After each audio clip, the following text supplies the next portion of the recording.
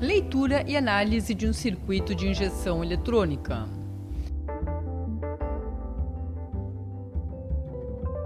Estamos com uma tela de um scanner computadorizado. E este scanner nos permite também analisar um circuito de injeção eletrônica específico.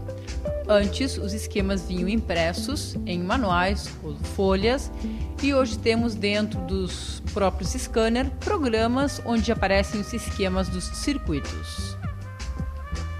Bem, vamos selecionar uma marca de um veículo. Vamos selecionar então Fiat, um modelo. Observamos aqui Fiat Palio e nos pede um modelo específico com um ano e o sistema de injeção e cilindradas. Bem, vamos fazer o início do teste, mas não vamos fazer o diagnóstico computadorizado, que é nesta área daqui. Isto vamos fazer depois. Agora vamos nos concentrar no análise, na leitura do esquema elétrico. Neste caso, clicamos e aparece o esquema eletrônico de injeção do veículo que tínhamos selecionado. Aqui temos a unidade eletrônica de controle com seus diferentes pins, conexões, e como pode-se ver, estão numerados os pins de 1 a 35 neste caso. E se nos colocamos com o mouse em cima de cada pin, isto vai nos indicar na parte superior da tela de que conexão trata-se. Nesta parte aqui de cima aparece, então, observem, a que corresponde cada pin destes. Observem aqui, diz que corresponde ao pin 1 do conector da unidade, que é alimentação. Para poder continuar mais concretamente o circuito em forma individual, nos mostra então aqui, se clicamos na bateria, aparece, é claro, a conexão de massa e que a bateria alimenta um fusível de 30 amperes, outros fusíveis secundários, e ali aparece a alimentação, neste caso, ao relé principal. Como também da bateria se alimenta a chave de contato. Observem que aqui temos mais alimentação direta da bateria, que vai alimentar a parte de entrada de corrente ao relé principal. E comentávamos também que, se queremos continuar, a parte de alimentação de contato nos alimenta ao relé de bomba, a excitação, a parte injetora e a parte do painel. Aqui vemos mais detalhadamente o que seriam as conexões mencionadas. Em que momento nos interessa ou devemos saber estas conexões?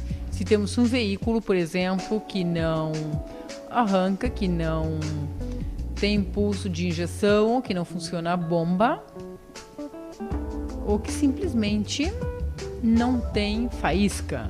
Nestes casos, devemos verificar então se a unidade tem alimentação. E para isso, um dos primeiros fatores a revisar é a parte de fusíveis, que alimenta tanto o relé principal e, através do relé principal, a unidade eletrônica de controle.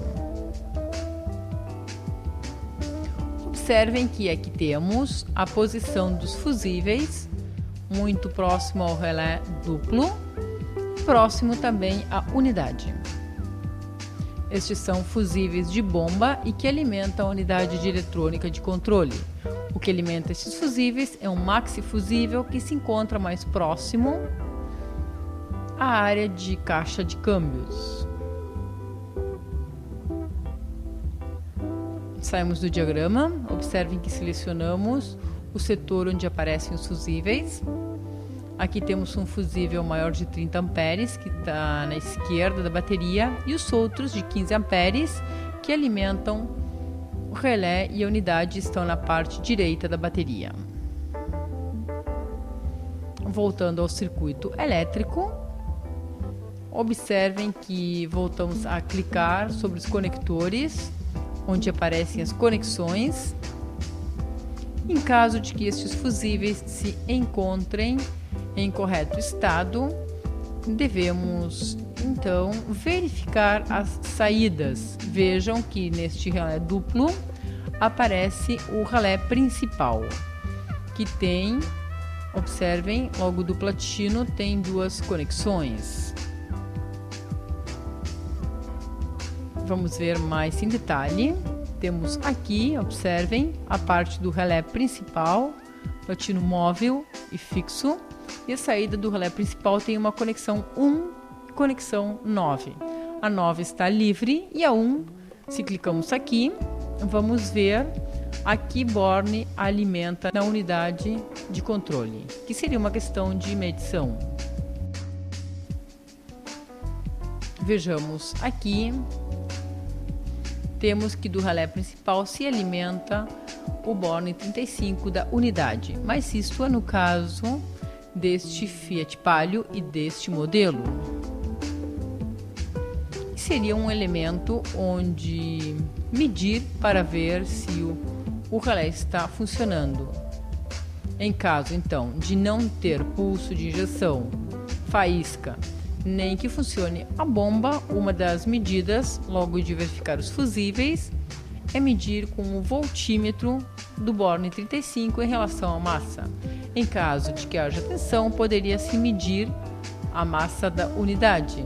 E se, por exemplo, aqui clicamos sobre as diferentes massas que aparecem, vamos ver então aqui uma conexão de massa desde a unidade.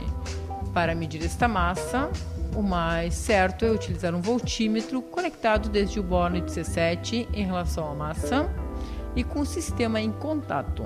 Se indica 0 volts, a boa massa. Se indica mais de 0,5 volts, quer dizer que a massa não é suficiente.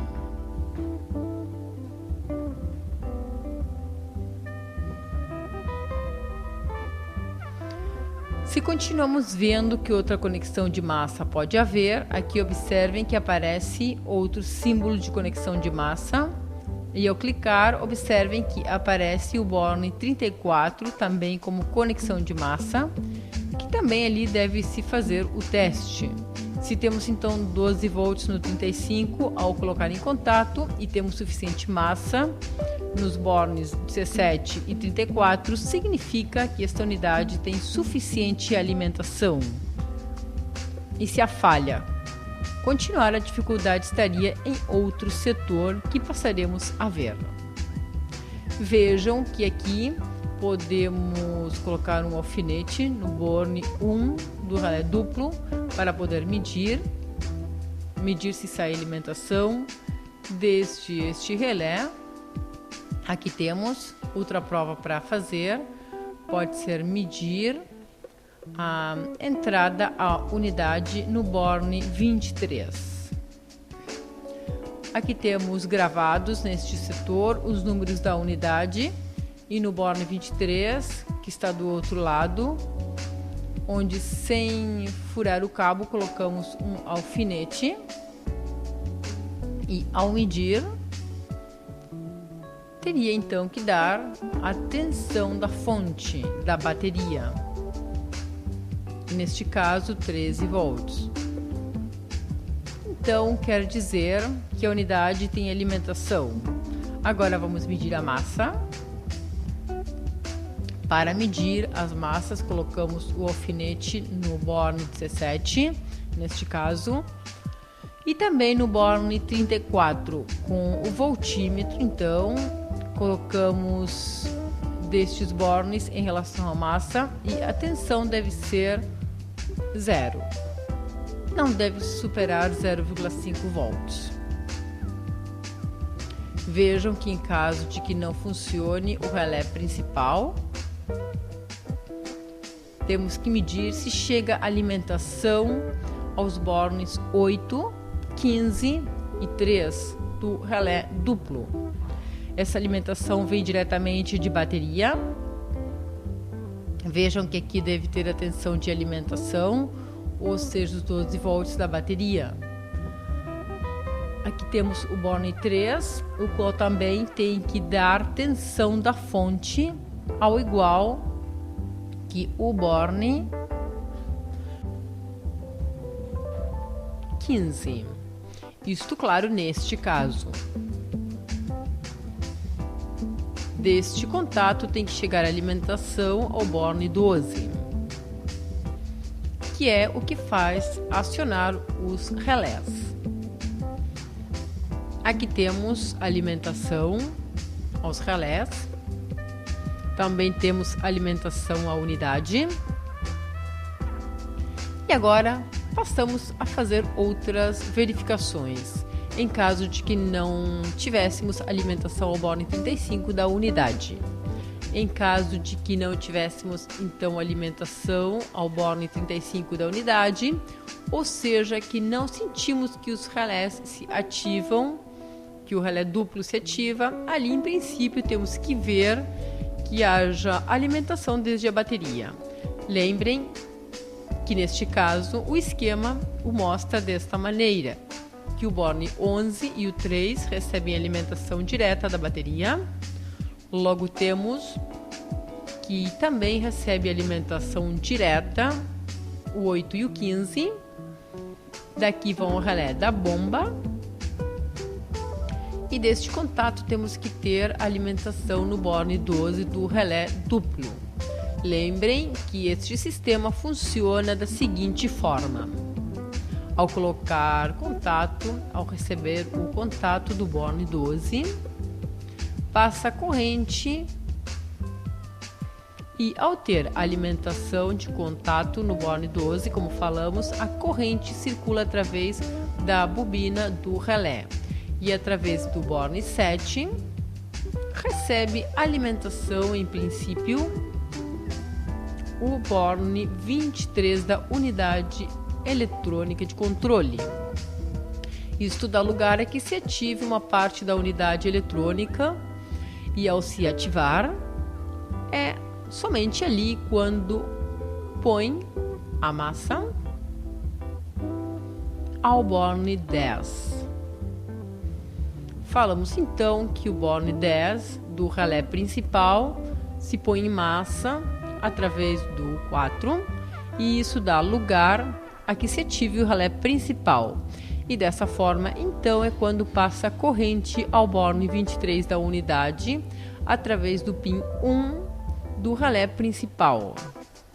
Nesse momento, o borne que em princípio recebia alimentação, que é o pin 23, vai se colocar a massa por 3 segundos. Ao se colocar a massa, ativa o relé da bomba e ao se ativar o relé da bomba, passaria a corrente diretamente de bateria, saindo pelo borne 4, entre outros. Borne 4, então, nos alimenta com positivo todos os injetores, como também através de outro borne, o 5 neste caso, se alimenta a bomba de combustível. Nesse caso, como funciona por 3 segundos, tanto injetores como bomba de combustível, entre outros, como ser calefação da sonda lambda, terão alimentação. A bomba carregará com combustível o sistema e logo não vai se voltar a colocar a massa, o borne 7 do relé duplo, através do borne 23, até que não tenha funcionamento motor. Este funcionamento temos que ter bem claro, porque podemos ter algumas dificuldades no relé duplo que não se ativa e não dá alimentação à unidade ou não põe em funcionamento a bomba. Lembrem então que se temos dificuldades na parte da bomba, também não vai ativar o relé principal. Lembrem que, como é um relé duplo neste caso, tem incorporado um com o outro E no caso da substituição, se troca todo. Devemos ter em conta isso. No caso de que o relé funcione corretamente e que a unidade tenha alimentação e massa, e que notemos que a bomba funciona por 3 segundos ao dar contato e depois para, mas notamos que ao dar partida não volta a funcionar a bomba e que não há faísca nem impulso de injeção, bem, então podemos notar que a unidade não recebe sinal de giro. Para isso, temos aqui o sensor de revoluções, onde ele consiste, na realidade, em um sensor que trabalha frente a uma roda cônica, que é variável, já conhecemos isso. Então, o sensor de giro se encontra conectado aos pins 28 e 11 da unidade eletrônica de controle. Este sensor deve emitir um sinal de posição do virabrequim e revoluções. Como verificar este sensor? Onde ir para retirar os valores deste sensor? Voltamos então no programa à tela geral e vamos à assistência de mantimento e reparação. Aqui temos uma lista dos códigos de diagnósticos de erros e para cada código de que se trata a falha. Vamos à falha que tem a ver com o sensor de rotação. Vamos ver aqui, falha no sensor de rotação, e aqui aparece o mesmo esquema que estávamos vendo anteriormente, mas acompanhado de um procedimento, de uma lista de verificações. Neste caso, a primeira verificação diz que temos que medir continuidade dos cabos desde o pin 11, que é uma das conexões que mede continuidade a uma dessas extremidades do conector do sensor, e a mesma coisa com o cabo 28, para ver se não há dificuldade dos cabos. Essa é uma das primeiras verificações. Se nos dá corretamente, se há continuidade, clicamos sim e diz que devemos utilizar um ohmímetro para medir a resistência do sensor. Neste caso, como os cabos estão bem, podemos fazer diretamente no sensor ou utilizando a unidade medir a resistência nos próprios conectores. Esta resistência diz que tem que estar, neste caso, entre 578 e 782 ohms. Se não dá essa resistência, deve-se substituir o sensor, e se dá essa resistência, encontra-se bem e a dificuldade pode estar em outro lugar. Aqui temos o conector de sensor de giro, no qual vamos medir continuidade. Como falávamos então com os bornes 11 e 28. Neste caso, desde o borne central, nos daria continuidade. Com o borne 11,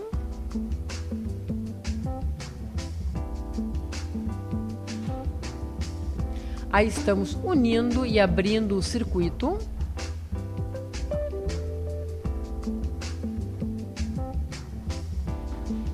A mesma coisa temos que fazer com o 28. Desde outro dos bornes até o borne 28, também nos indica continuidade, ou seja, que as conexões estão bem. O próximo passo é medir a resistência do sensor. Para medir resistência, colocamos em escala de 2 kΩ e conectamos desde o centro até uma das extremidades, as pontas do instrumento.